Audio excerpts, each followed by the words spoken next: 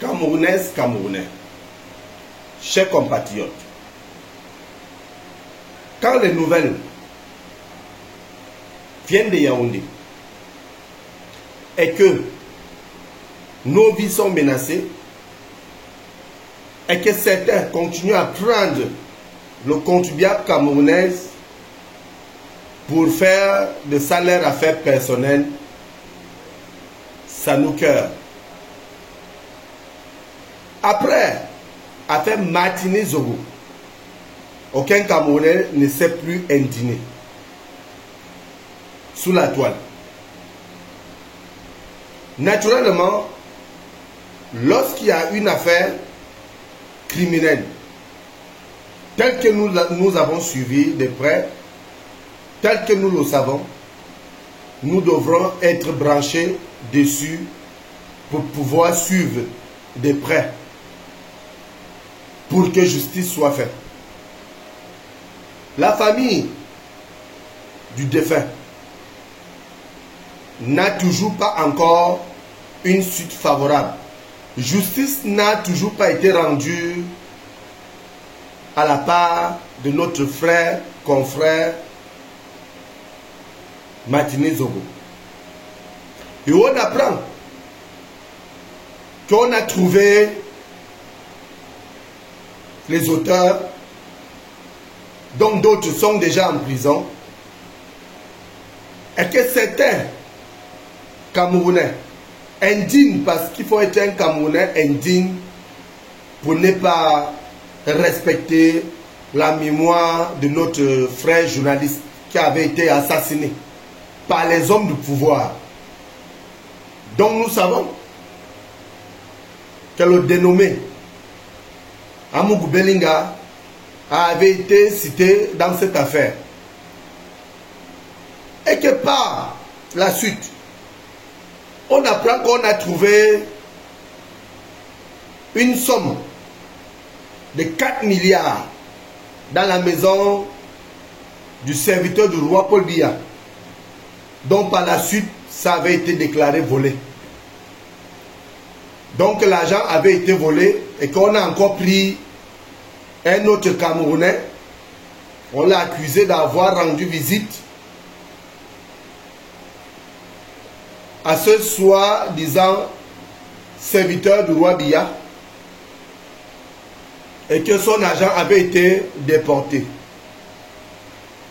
Une telle somme, une somme colossale comme 4 milliards ne se transporte pas à la main, ni dans le sac, ni encore dans un panier. Ça se transporte dans les fourgons blindés. Nous le savons très bien. Alors lorsque les gens sont accusés à tort et à travers, et que je constate que nos frères et sœurs camerounaises et camerounais sont sous la toile pour parler des problèmes d'autres pays, comme les problèmes occidentaux. Ces occidentaux qui plient notre pays, qui pillent notre pays, qui permet à ce que ces hommes, ces voyous qui sont à la tête des institutions camerounaises continuent à nous piller et à voler le contribuable camerounais pour aller investir chez eux et en laissant notre pays,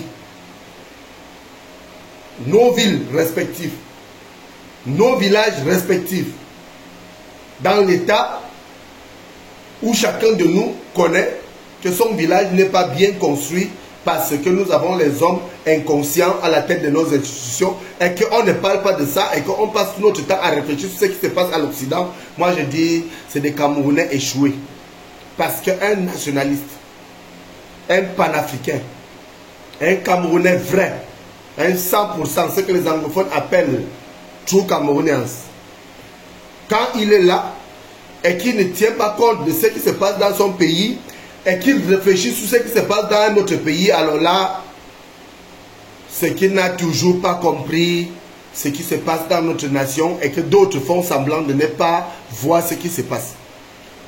Alors je reviens sur l'affaire de 4 milliards dont les gens ont été tabassés, sévèrement embauchés, dont nous ne savons même pas dans quel état ils se retrouvent.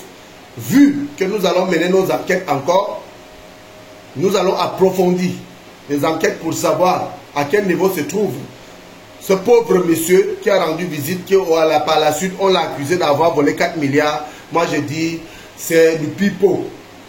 Nous avons les grands bandits de grands chemins à la tête de nos institutions.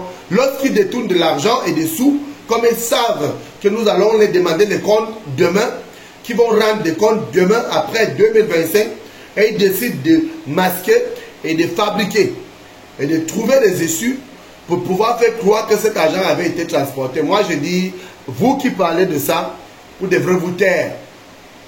Parce que 4 milliards ne se transportent pas à la main, je répète. Et je reviens à rappeler ici que nous tous, nous connaissons de qui nous parlons et nous savons le pourquoi le nom n'est pas encore cité parce que nous menons encore nos enquêtes. Nous allons approfondir et nous allons vous révéler les réalités qui se passent dans notre nation. Quand un individu a 4 milliards gardés dans sa maison et que les routes sont partout, trouées partout, la boue partout, dans un pays, alors qu'il se fait passer pour un homme d'État, moi j'appelle cet homme criminel. Et ça, personne ne peut le contredire.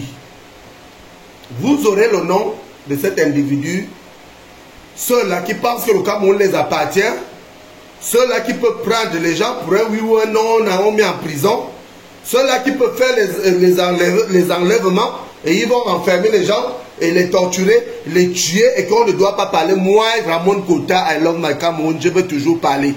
Parce qu'il s'agit de notre nation à tous. Le Cameroun n'appartient à personne. Le Cameroun n'appartient pas à une ethnie. Le Cameroun n'appartient pas à une tribu. Et le Cameroun n'appartient pas à un clan.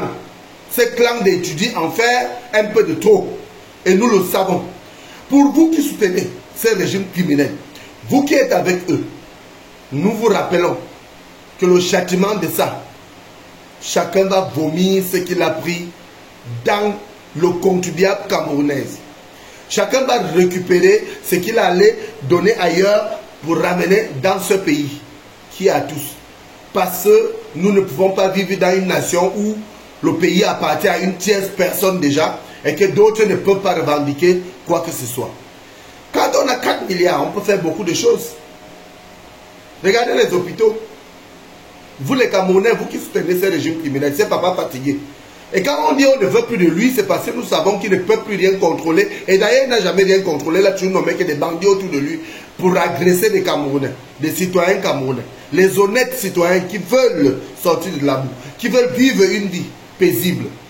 Et que lorsque nous on contredit, on conteste et on condamne fermement ces actes de barbarie, ces gestes des hommes méchants, on dit, vous ne connaissez rien, vous ne dites rien. D'accord, nous on ne dit rien. Mais vous connaissez que ce que nous on dit et ce qui se passe dans notre pays. Alors nous allons continuer à vous rappeler. Le Cameroun est à tous. Et nous devrons vivre ensemble et vivre mieux. Et nous devons faire les choses telles que ça se doit. Nous réclamons justice pour maintenir Zogo, que d'autres ont abandonné, même certains journalistes ont abandonné cette affaire. Et nous allons continuer à réclamer justice pour tous ceux qui ont été arrêtés arbitrairement, qui sont enfermés dans les prisons du Cameroun, tels que Nubel à Douala et Konagi à Yaoundé.